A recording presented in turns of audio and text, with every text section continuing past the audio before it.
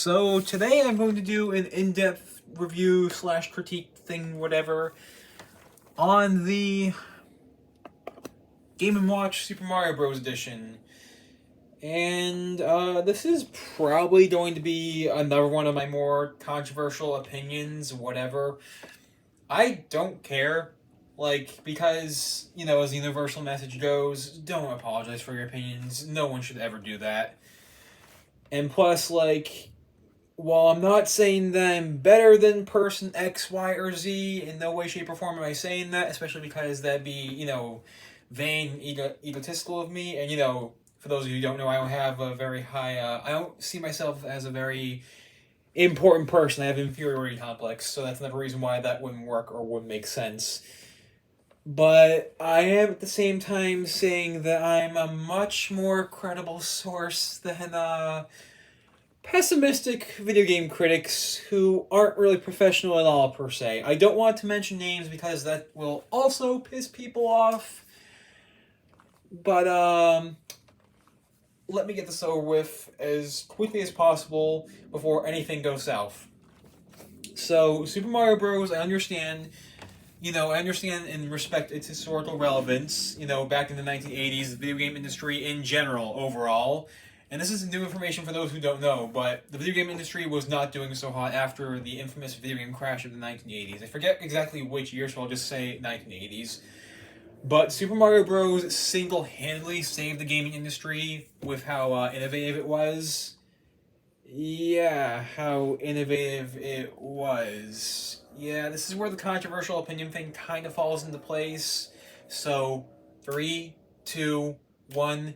In my opinion, Super Mario Bros. Has not aged very well. And no, not graphically. That's the easy way out, and that's the stupid way out, in my opinion.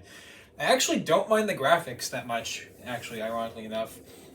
They're pretty fine, especially because, one of my favorite facts is how, for those who don't know, the Goombas do not actually quote-unquote animate. It's just their sprite flipped side to side, which is pretty cool. I actually never knew that as a kid.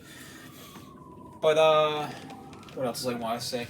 Again, I do respect its historical relevance, and it was innovative and influential at the time. It was innovative, but, as the expression goes, being influential isn't always a good thing. There are a ton of games that have blatantly ripped off Super Mario Bros. In the same way there are games that blatantly rip off Zelda, Mega Man, whatever, you get the point. But, it's not a game that I ever play for fun, but only if I'm, showing it to someone else for historical context, or, playing it as reference material for historical context. I actually have a really big project going on right now, that's actually the main reason for those who are asking, or, asking why I have so many games, or assuming that, oh, he's just collecting because whatever, lol, stupid. But in actuality, the main reason that I've been collecting so many games, it isn't just to have them, or even just to play them, but, I have this massive project about video game history in general going on. I know how stupid and ridiculous that sounds on paper, but keep in mind, I'm a research scientist, and I'm also a media preservationist.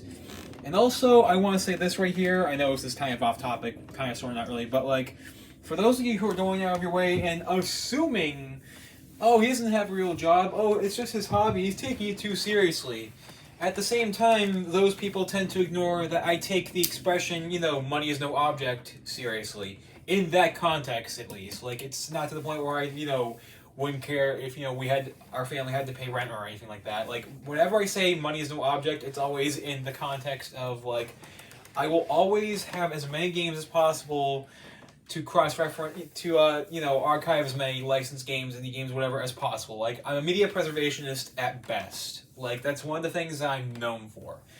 So please bear that in mind. It's not me taking it too seriously, it's taking it as seriously as possible. Put it this way, replace media preservationist slash video game historian, and no, not the channel, but, the occupation of being a video game historian. Pardon me, that kind of sounded confusing for a minute. Replace that with, I don't know, a mechanic. Like, it's literally the exact same scale. Like, someone like that is going to take that seriously. I'm getting sidetracked. I'm really sorry. But, back to Super Mario Bros. As I said, it's a game that I myself personally don't ever play for fun. But I play if I have to for research/reference material. Although at the same time, this is hard to explain. Like, it's not me being hypocritical per se. It's just me having a hard time choosing my words. It's not like I don't enjoy the game at all. Like, it's something that I can get some enjoyment out of, but like mainly because of how the game hasn't aged that well. It's something that I can only have that much fun with, if that makes sense. Which, to a lot of people, that probably doesn't make sense, but I explained it as best I could. So, I'm sorry in advance. What else do I want to add? Super Mario Bros. 2, which is known as Super Mario Bros. The Lost Levels over here in North America, as opposed to Super Mario Bros. 2 in Japan. Which, that's confusing because we got Super Mario Bros. 2, which is known as Super Mario USA over in Japan. You know, that one that's a reskin/reworking of Doki Doki Panic. I forget its full name. Somebody please help me in the comments because, yeah, like, archiving all of this information can be quite a nightmare. Especially with, like, you know, the whole concept of transliterating/translating. Like, it's very, very tedious. But, Super Mario Bros. 2, the one that we know as Super Mario Bros. 2, is a completely different game.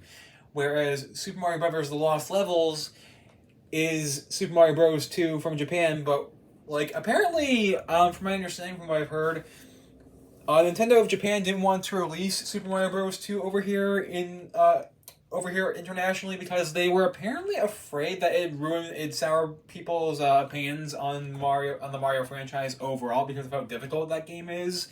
And with Lost Levels/Super Mario Bros. 2, that game is difficult. Like, that's literally the intention. And as for the Super Mario reskin of the very first Game & Watch game, Ball, which I will get to both Super Mario Bros. And Ball really soon, actually, but I'm not going to do the Lost Levels because I don't hate myself, and I'm not going to torture myself. Good lord.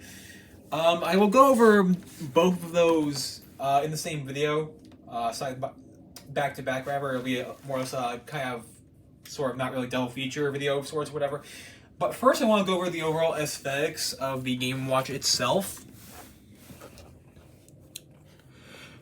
It's hard to actually tell based on just looking at it, but all of this around the buttons and the screen, it's actually metal. Like, it's actually not metallic, like not a metallic finish, but it's actually metal. Like, it's kind of cold right now because my room is cold, for instance. Additionally, these don't have a silicone finish. They actually are made of, like, this rubbery plastic material. Both of those features are a direct reference to the original Game & Watch game Ball, which, again, this has an updated version of Ball. And also, this is actually really hard to explain, but you'll notice how there's nothing on screen, like, nothing at all, as opposed to a lot of early and, also early to late 2000s LCD games had preset displays. Like, how do I explain this without, you know, not making any sense whatsoever? Like, you wouldn't see a character's preset animation, quote unquote, sprites on screen, but you'd be able to see the actual backgrounds, if that makes sense. Again, it probably doesn't because the way I'm choosing my words, but keep in mind I'm known for that as well, like, you know, stuttering and being misinterpreted as making no sense, whatever. But later LCD games in general, you wouldn't be able to see anything that's on screen. This is an example of that. This SpongeBob Krabby Patty game right here, which, as you saw right there, it has preset quote-unquote animations. Again, I'm getting sidetracked, though.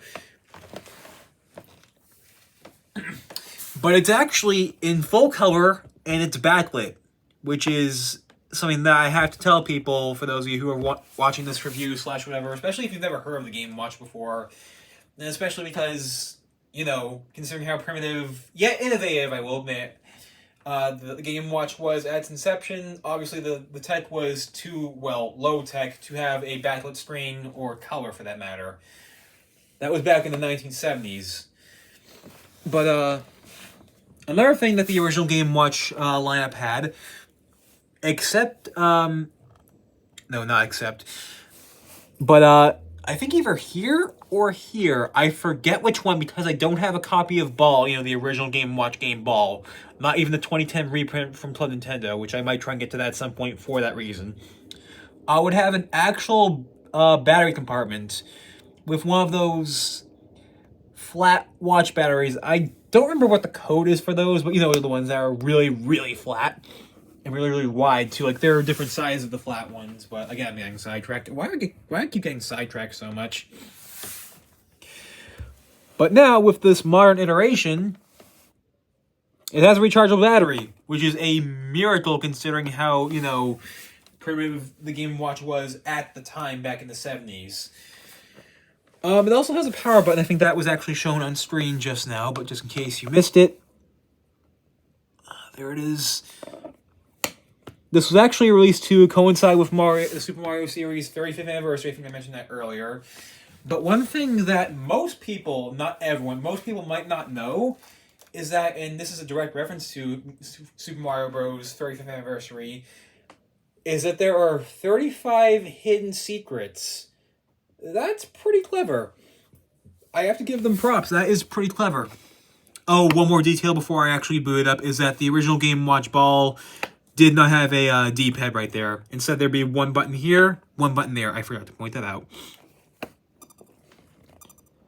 But yeah, as you can clearly see, probably because of how bright it is backlit. I'm not going to go over all 3 games like I said earlier. I'm going to go over every single detail. That'd take forever. But, you can set the time. You can choose how bright the screen is or how loud the game is, which the speaker is right there, by the way. You can choose the backdrop, which it does change its lighting, whatever, based on if it's daytime or nighttime, which is another really nice detail. Speaking of little details, I can showcase one of those 35 Easter eggs real quick before I start. Just press A and B together. It's pretty cool. I will play Super Mario Bros. I'm just gonna play World 1-1. Oh, forgot to reset the game.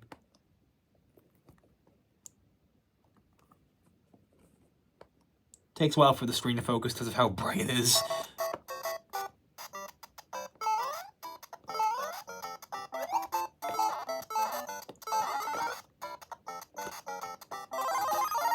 Pardon me if I'm absolutely sucking at playing this game. It's because of the perspective. I usually play with games really close to my face because of my really sucky vision. Yeah, that's a good example of that, me sucking horribly. If I was holding the game closer to me, I'd be doing a lot better, is what I'm trying to say. Maybe also if I stop talking.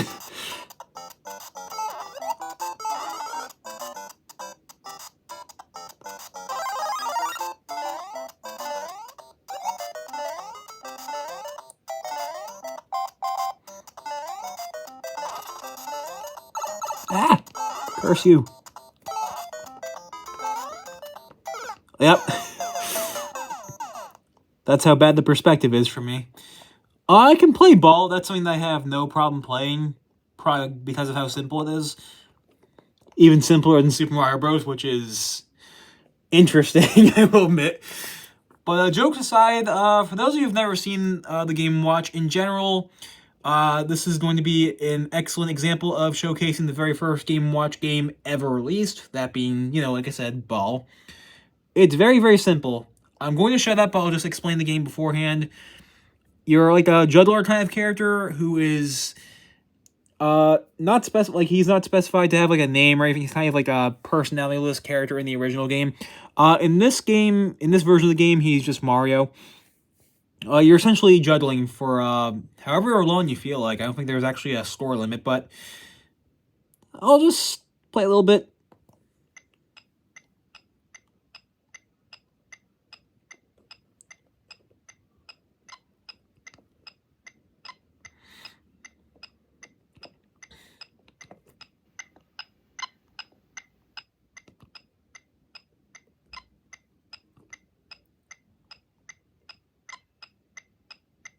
It's getting faster.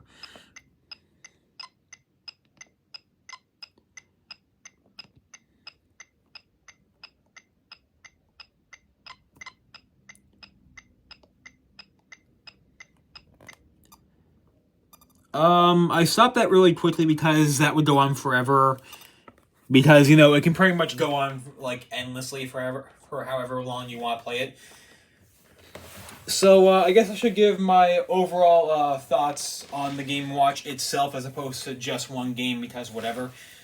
If you're a hardcore Nintendo fan, and you want to have, like, you know, a Game & Watch in the modern day, definitely go for it. The way it was distributed upon release was very, very strange, especially considering that it's back in print. Yeah, it was distributed for a very limited amount of quantity, from what I remember.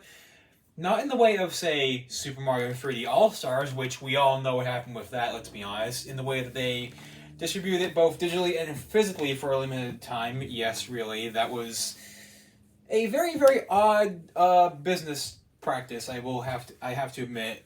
But with the Game & Watch, it was kind of the same thing, but now it's back in stock. Like, you can get these off of Amazon, no problem, for instance. And the same thing applies with the Legend of Zelda Game & Watch, which, yes, I do have. It's on my shelf next to my DS Lite, my DS Lite, and my DSi. I'll give that its own video. I wanted to do both of them in the same video, but that'd be way too long. But back on topic. If you're a hardcore Nintendo fan, and especially if you want to celebrate 35 years of Super Mario Bros. Like I do, like that's the main reason that I wanted to get it, was for, you know, historical purposes, as well as, you know, celebrating 35 years of Super Mario Bros. You know, you gotta pay respect to the... That's my watch. You gotta pay respect to the game that single-handedly saved the video game industry, after all.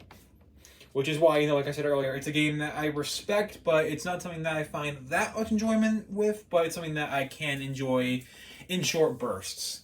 What I'm basically saying is, as a piece of history, it's okay. It's a little, more or less a novelty, I guess. I think it's still widely available on Amazon, like I mentioned earlier. And it's entirely up to you, like, whether you actually want in your collection or not. Again, it's more or less, you know, a novelty, collectible, whatever. I'm just kind of repeating myself at this point. So, with all of that being said, this is Sir Bop-A-Lot, signing out.